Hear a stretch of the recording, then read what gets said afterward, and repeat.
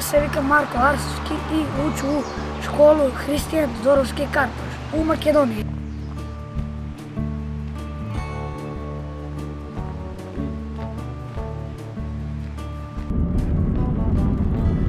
Ja kad dođu u učilište prođu preko kamenja, drva.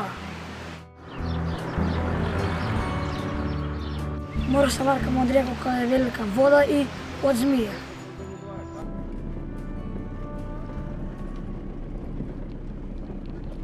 Levo.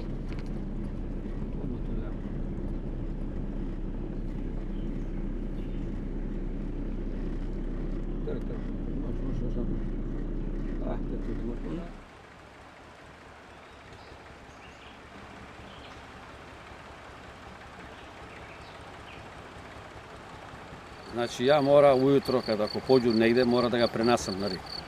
Ako ne ja, postar sin mi Miloš, mora ga prenese. Ukoliko ne može da savlada Miloš tu vodu, da gazi, onda Miloš mora da ga vodi 1,5 km pešaka do tu autobusku da bi on došao za školu. I mora na Pladne pa da ga čeka.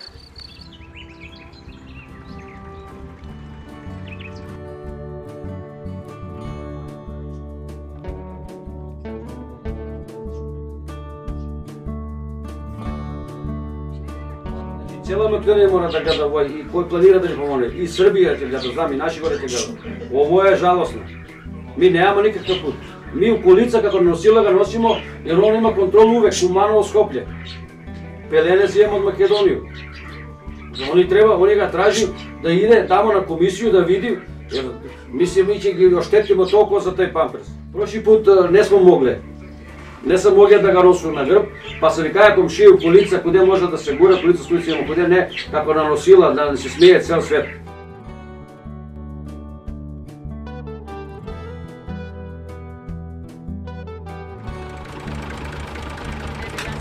Svoje pravo.